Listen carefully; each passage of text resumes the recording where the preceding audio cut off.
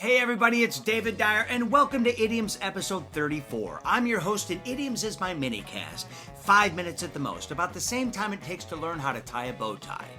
Maybe. And as the name implies, I talk about idioms. Those phrases we say in everyday conversation that seem completely out of place, yet you know exactly what they mean by the way they're being used. Good, so let's go. This is Idioms episode 34, and the idiom we're going to cover today is no holds barred. You've heard it. So Jennifer comes over and we grill out, and she's kind of down because, let's be honest, she's never really gotten over Brad. And she decides to stay over. I slept on the couch, but in the morning she just goes right in the bathroom and uses my toothbrush. So I go into her bag and use her deodorant. Because once you use my toothbrush without asking, it's no holds barred.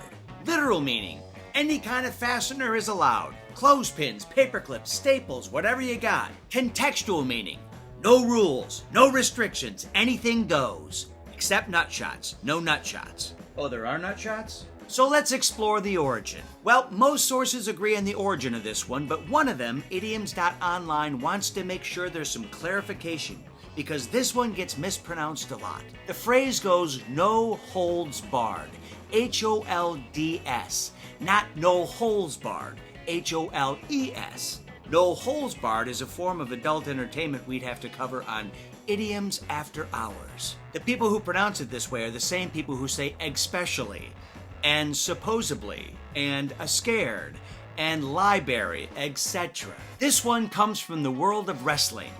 Real wrestling, not you know what. And phrases.org.uk says the governing body that oversees the sport of amateur wrestling and the Olympics, FILA, now known as UWW, United World Wrestling, sets down a number of rules for the different types of wrestling. But before they did that, wrestling was kind of a free-form affair, and the athletes were allowed to pretty much do whatever they wanted. You go for the nuts. You want to win quickly? You go for the nuts. Everybody knows that. Some people didn't like all the rules because they felt it took away from the raw nature of the sport, because what's a sport without some serious injuries once in a while? Am I right? So, wrestling matches would be held and billed as no-holds-barred events, which meant all the different holds that FILA said were too dangerous, you could use them. That's right. Protect your nuts. I just told you that a minute ago. Now, the first evidence of the phrase in print comes from the Manitoba Daily Free Press from February 1892 that reads, William Gibbs, the Kansas man, and Dennis Gallagher of Buffalo, engaged in a wrestling match at the Opera House here tonight. Gibbs was strangled into insensibility and may die. The conditions of the match were best 2 and 3 Greco-Roman style, no holds barred, Strangled into insensibility.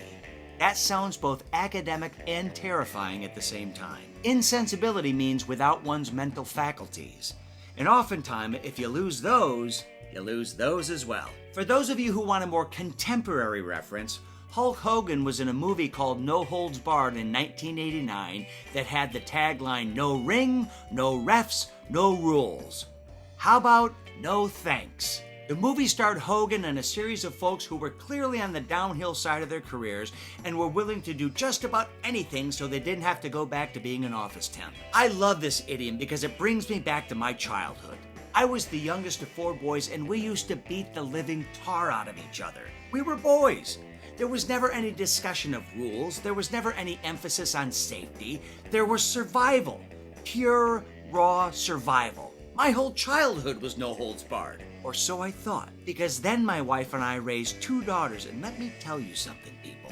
When you witness the things teenage girls will do and say to each other in an effort to better their chances of survival, my goodness. Protect your nuts. That's all I'm gonna say.